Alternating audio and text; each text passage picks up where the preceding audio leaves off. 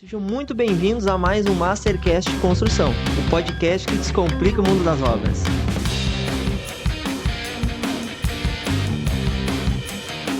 E hoje estamos aqui na primeira temporada especial, diretamente do 30º CBank em Porto Alegre. Profissionais que trabalham, com o sistema, e aí incluo engenheiros, arquitetos. Tudo são fases, tudo são processos, tudo são etapas. Desde inteligência artificial, de patologia. Que a engenharia civil é muito ampla, né? Fui conhecendo várias pesquisas nesse último ano e... A galera jovem não quer mais entrar na área da construção civil. Então, pessoal, vamos aí. Fala, pessoal, sejam muito bem-vindos a mais um Mastercast Construção, o podcast que descomplica o mundo das obras. Muito prazer, eu sou o Felipe Nunes e nós estamos aqui novamente no 30º CBank, diretamente em Porto Alegre. E vamos receber agora, para falar conosco, Walter Sarmento, presidente da Abank da Bahia. Seja muito bem-vindo, seu Walter. Muito obrigado por aceitar o nosso convite e poder contar um pouco dessa história.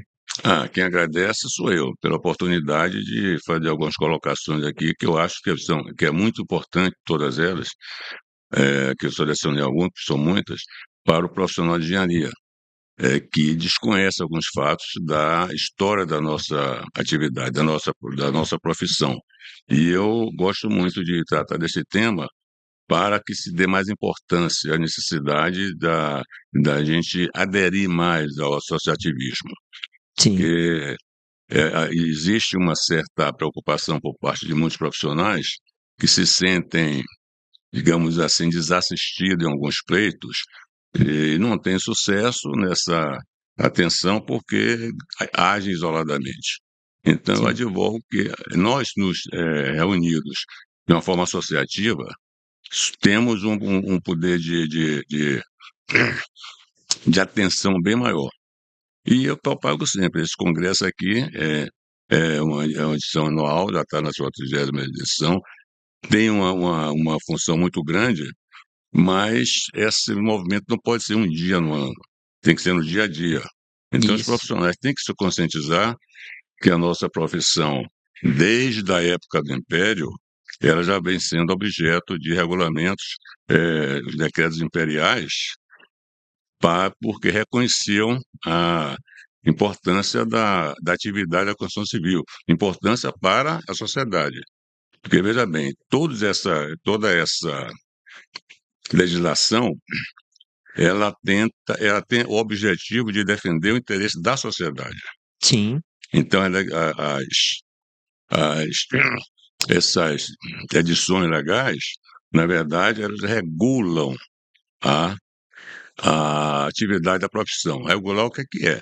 É você impor limites entre as partes interessadas, definir obrigações e direitos, e as partes interessadas, no caso, são os profissionais de engenharia e a sociedade em si. Um presta serviço e outro toma serviço. Sim. Então, a legislação tem que cuidar desse. E aí se cria o conselho profissional de fiscalização do exercício profissional, que vai fiscalizar a regularidade do exercício da profissão. Porque é exatamente isso. Ver se o profissional foi formado por uma instituição autorizada pelo sistema educacional e ver se ele está cumprindo as obrigações com relação ao sistema, que é contribuir com a anuidade, ter um comportamento ético de acordo com a código de ética que existe, mas ele tem que ter a liberdade de exercer as competências legais que ele tem. E muita gente acha que cabe ao conselho acompanhar a competência técnica, não tem nada a ver uma coisa com outra. A competência legal é aquela que a lei determina. A competência técnica, para exercer a competência legal, cada um tem que buscar. E quem tem que fazer digamos assim, um acompanhamento, se foi bem cumprido ou não, no caso, entendimento entre prestador e tomador. Se não houver um acordo, tem as decisões judiciais. Mas, na minha opinião, não é função do sistema profissional intervir no julgamento da competência técnica. do profissional. Sim. Isso é uma história é, que deve ser tratada entre os interessados. No máximo, verificar o comportamento ético. Tudo bem, porque o comportamento ético, ele repercute para toda a profissão. Isso aí cabe ao sistema profissional, sim, acompanhar. E eu vi que o senhor trouxe aí toda uma jornada sobre a história do associativismo lá, né? Trouxe um Sim, marco importante, né?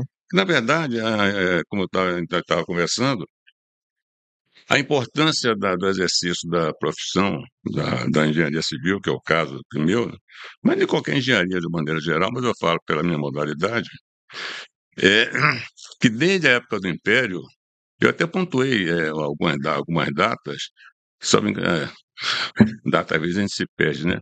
Em 1889 foi proclamado a República, Uhum. certo? Mas antes disso, tinha dezenas de decretos editados pelos imperadores, desde Dom Pedro I, né?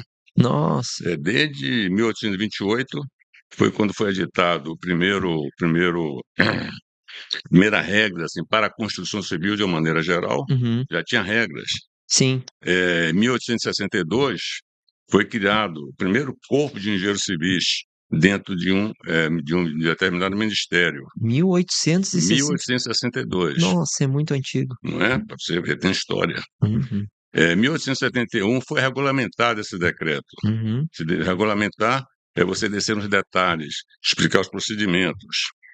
1888, qualquer coisa assim, foi editado um decreto pelo imperador, no caso do Dom Pedro II, estabelecendo requisitos para que alguns profissionais, inclusive os engenheiros, ocupassem cargos públicos. E se viveu durante muito tempo, já no século passado, já na época da República, sob o controle desses decretos imperiais. Em 1933, o então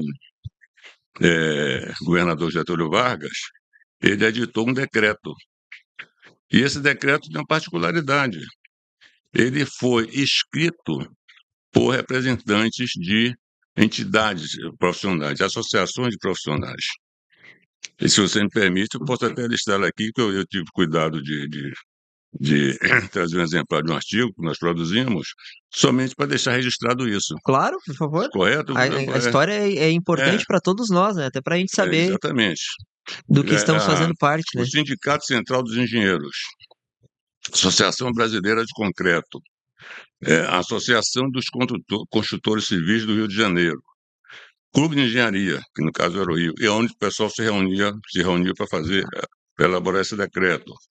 A Associação de Engenheiros Civis do Estado da Bahia, Nossa. Instituto Central de Arquitetos, a Associação Brasileira de Engenheiros, Instituto de Arquitetos de São Paulo. Tem mais uns dois aqui que eu não consegui captar no momento.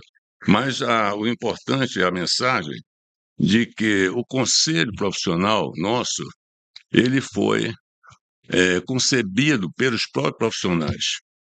Foi os profissionais que propuseram essa redação para regular e regulamentar também, que tem uma distinção entre que já falamos sobre a regulação. A regulamentação é o detalhamento dos compromissos que existem entre a sociedade profissional para que o engenheiro civil tem competência para exercer essa coisa. O engenheiro eletricista tem competência para fazer isso. E assim você tem um regramento que seja conhecido pelos profissionais e seja também conhecido pela sociedade. Infelizmente, eu digo infelizmente porque essa história, de repente, não é passada, porque hoje nós temos uma lei de 1966, que é mais genérica, que começou a absorver outras profissões também, mas não invalida esse decreto, que está em vigor ainda. Nossa, desde essa época. Está em vigor, porque e tem um status de lei, porque assim foi recepcionado pela Constituição, dada a matéria que ele trata. Uhum. Então, Eu tenho essa preocupação de estar lembrando aos colegas que a engenharia tem história. Essa história precisa ser preservada, precisa ser conhecida, até para que cada profissional se situe em relação à sociedade, qual o papel que ele tem que desempenhar, os direitos que ele tem e as obrigações que ele tem também. Precisamos honrar isso, né? Essa é uma, digamos assim, preocupação que eu tenho, sempre que eu tenho oportunidade de passar essa mensagem. E eu repito aqui, engenheiros, nós temos história, nós temos obrigação de cumprir e temos direito também a ser respeitados. Então, o associativismo, ele facilita muito a observação desses requisitos. E um apelo que eu faço, se eu tenho algum profissional que ainda não pertence a alguma associação, procure e se associe. De preferência, no engenheiro civil, se associar bem, que claro, eu estou fazendo aqui o meu comercial, mas qualquer a associação profissional é, será, digamos assim, ficará satisfeita com a adesão de qualquer profissional. É que a gente se criou muitas lendas urbanas, né? Sobre o associativismo, né? Sobre os sindicatos, né? E isso acabou se tornando uma verdade absoluta em meio aos engenheiros, não só aos engenheiros, mas a todas as classes, né? Claro. E o que eu sempre falo, pessoal, vão até as associações, vão até a Bank do seu estado, né? E vejam, né, como que funciona, entendam bem, né? Porque tem um monte de vantagem, um monte de benefícios, né, de ser associado, né, de estar ali junto, né, com essas pessoas, né, seu Walter? O principal benefício que eu vejo em participar de um corpo associativo é ter voz. Sim. Por exemplo, nós estamos agora com um projeto, nós que fala a sociedade como um todo, um projeto no Congresso, Uhum. em que está se fazendo algumas atualizações, são necessárias, por óbvio, da Lei 594, que ela é de 1966, precisa ser realmente atualizada em algumas práticas, não o conceito em si, o conceito continua, ele é perene, mas em algumas práticas precisam realmente ser atualizadas, mas que o que está acontecendo, que as lideranças principais, as mais interessadas, que são os representantes dos profissionais, não está participando do debate. Uhum. Somente o lado político é que está sendo explorado, digamos assim, não é bem explorado, desculpe o termo, está sendo mais ativo. Enquanto os profissionais, que são os principais interessados, que têm os direitos a serem observados e o que precisam mais ser instruído em relação à participação que eles têm no meio social e o relacionamento com o mercado, eles não estão participando do debate. Então, o apelo que eu faço, através das suas entidades, quem tiver acesso a essa conversa, procure sua associação, procure contato com o seu parlamentar de aproximação e pergunte como é que eu posso participar desse debate. E se apresente no Congresso. Está Sim. correndo nas comissões aí e não pode correr sem que nós, que somos os interessados, somos quem se relaciona realmente com a sociedade, não estamos nos colocando. Eu mesmo tenho algumas posições que eu acho que tem algumas coisas boas nesse projeto, mas tem outras coisas que não atendem o interesse do profissional e que, consequentemente, não atendem ao interesse da sociedade. O momento de participar e de ser ouvido é agora, né? De se posicionar, Claro. né? De colocar as suas ideias, né? E dos seus estados também, né? Exatamente. Eu acho que é muito importante. Isso acontece muito, né? Então a gente precisa também se doar um pouquinho, porque esses frutos serão colhidos para todos, né? Correto. Então eu acho bem, Exatamente. bem importante, assim, se fazer presente, né? E tanto buscando o associativismo ou também buscando lá o seu parlamentar, como o senhor falou, né? Para ir atrás e conseguir ter um apoio maior, né? E precisa ter voz, né? E Isso. através de uma entidade associativa, Uhum. essa voz ela ecoa mais do que se individualmente cada um quiser colocar aquilo como se fosse um interesse pessoal, o Sim, interesse da classe, da sim, profissão. sim. E quem tem que demonstrar esse interesse são as entidades representativas. Pode ser as associações profissionais, sindicatos também, todos têm. De qualquer jeito, representam alguns grupos profissionais, precisam ser ouvidos. E depois, no debate, a gente vai se chegar com certeza, né, a melhor redação para esse tipo de projeto que está, a redação final para esse projeto que está em curso no Congresso. Muito bom trazer. Quero te agradecer por trazer um pouco dessa história. Essa história é muito importante, né? Tenho certeza que muita gente não conhecia, né? E eu fiquei surpreso de ter toda essa história lá desde 1889. Não, 1828. Imagina, né? É uma história que se inicia lá atrás, né? Desde o início das civilizações, né? Já regulamentando, já tendo essa importância e tendo esse cuidado, né? De direitos e obrigações com os nossos engenheiros, né? Isso é muito importante, né? Com Muito, certeza. muito Você não importante. pode esquecer disso.